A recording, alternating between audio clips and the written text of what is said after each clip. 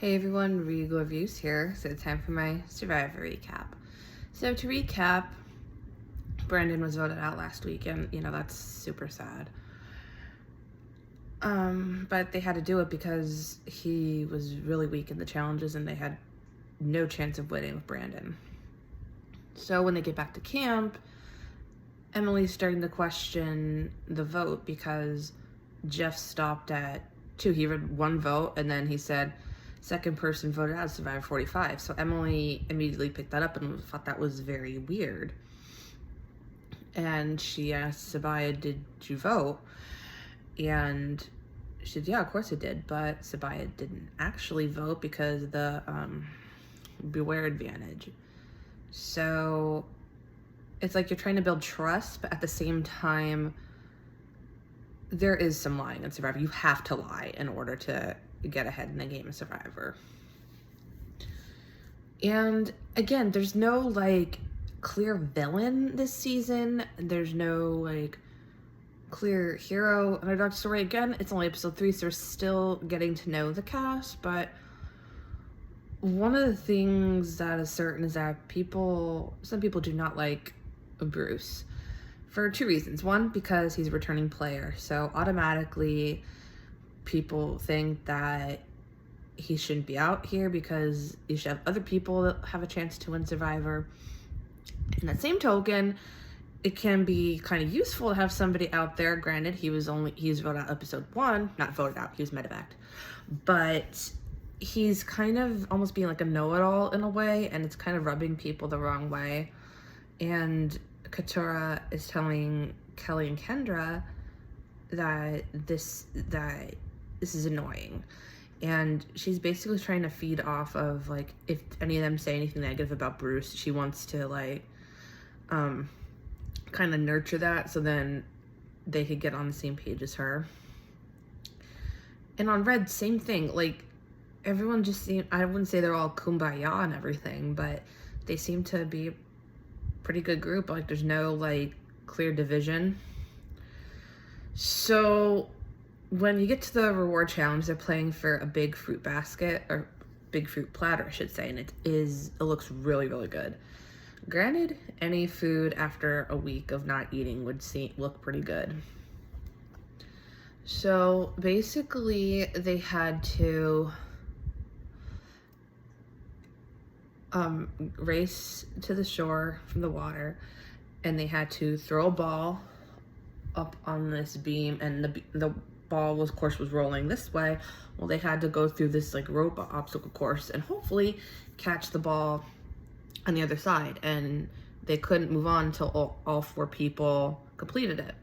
And for once, Yellow actually won a challenge, so they won the fruit platter, and Red also won a smaller one, but they also got the choice to pick which camp they raid. Basically, if you know Survivor, they used to have raids where they would go make a list of things like, I'm going to take the fishing gear, or I'm going to take all the comfort. Jeff said they can only take one thing, so that's usually they would take everything back in the old school days.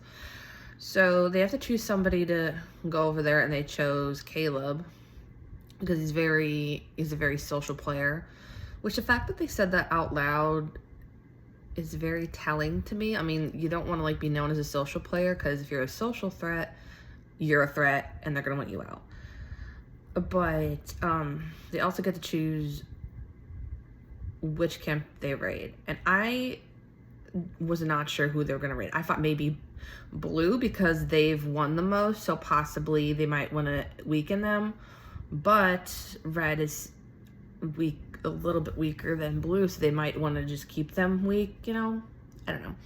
So he did choose to raid Red, and Caleb, when he got to the Red's island, he saw this thing where it's like an advantage, and it has to be used on somebody else, and it's basically a goodwill challenge, a goodwill advantage. Basically, he has to give this to somebody, whoever on the tribe, and if they happen to lose a vote, they can use that to nullify it. So basically, if they lose a vote, they can still keep their vote. So that could be pretty big. So he ultimately decides to take the fishing gear, and he decides to talk to everybody individually to see, like, to get to know everybody, of course, to get a good feel of the tribe, but then also to figure out who he's going to give that advantage to. And he ultimately gave it to Drew because I believe he already does have an advantage. So that in Caleb's eyes showed that he was a strong player. And he said that he could trust Red, like if there was like a merge or a tribe swap, that he would want to work with Red, and he's going to tell his tribe that they should work with Red. So on the Red tribe, basically Austin lied to the tribe. So some of them note that he found the Beware advantage, so, of course he has to do tasks, but he wasn't truthful when he found it. So Julie, and I don't remember who the other one was, said that they were gonna go, Julie indeed, said they're gonna go help him find it. And sure enough, they find this hammer, and it says they have to, like, break something by the well. So they find it, and then they hide it. I'm like, ooh, this might actually be interesting, because first of all, rookie mistake. Why would you tell somebody that you have an advantage? Now, it's different if they actually see you take the advantage, because of course you can't control that. But to actually go to someone and say, hey, I have this advantage, I'm trying to build goodwill. Well, guess what? You just build a target on your back. A complete big target, and they're about to throw a bullseye at you. So, yeah, who knows if they're going to find it, but now Julie and Dee have the upper hand. So, get to the immunity challenge, and they basically have to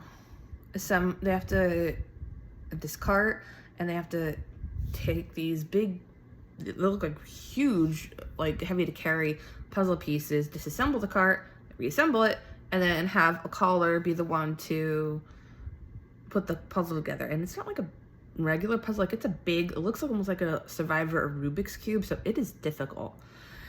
And it ended up being Red that won immunity and Blue right behind them. So of course Yellow is at Tribal Council again. So the question is, who gets voted out? On one hand, one might think Emily should go because she was the caller, so she was responsible for the challenge of them losing. On the other hand, someone says Caleb because he's a social threat and this might be the only time to get him out of the game. Then Sabaya's name came up because she's like the leader almost, so they don't want her to have that much power in the game. But she does have an idol, but it's in wax. So Sabaya did say that she would be willing to, because they haven't had any fling because they've lost all the immunity challenges. So she's going to throw, this is unprecedented because I've never seen this happen on Survivor. She's going to throw the wax into the fire at Survivor and reveal the idol. And because of that, I mean, Sabaya was right in the sense that Emily can't be trusted because she showed the idol to Emily to like show that she can be trusted, but then Emily goes and tells Caleb that his name's being thrown out there. So Tribal Council goes, and it's like a Survivor barbecue because Sabaya is like, I give her credit, she brought tools and everything and had that idol there. And yeah, it was very interesting watching that. And they're talking about how basically the tribes going off one by one, and they talk about how important this vote is, because usually this would be around the time, like if they're going to do a tribe swap, they would do a tribe swap. So this vote is crucial. And it ended up being, well, before I get to who got voted out. So you get to the voting thing, and Sabaya reads that she does have an idol now, but the idol can only be used at one tribal council. I'm like, well, isn't that how it usually works? But I think what it meant was it has to be used at that tribal council, or she could choose to still not have a vote, but she can use that when the tribes are on the same island again, which that's code in my mind. I'm thinking that there's going to be some sort of tribe swap, so they're going to be all separated. So she ultimately chooses to risk her vote and hold the idol for her potentially her tribe mates when they're reunited again. And sure enough, Sabiyah goes home with an idol in her pocket. I'm like, I admire the fact Sabiyah was a leader, but she was like an obvious leader. Like she automatically, I mean, Emily is very smart. Like she saw right then and there, like Sabiyah has those two like in her pocket, and that Sabiyah is also very intelligent. Like, and they just didn't seem to clash very well. They didn't like not like each other, but they just had different views on things. And Sabiyah was dangerous. Emily's equally dangerous out there, but I mean, you had an idol right there. She could have used it, but at the same time, she didn't think that she was going to go home, which in that sense, it's the perfect time to send her home because she doesn't suspect it, so she won't use her idol. So yeah, it looks like next week it's going to be a tribe swap, and that's going to be interesting, so I can't wait to see those dynamics. Hope you guys enjoyed Survivor. If you guys want to check out Survivor, it is on Wednesdays, 8 p.m. on CBS, or you can live stream it on Paramount Plus. Hope you enjoyed my Survivor recap. Until next time, stay regal.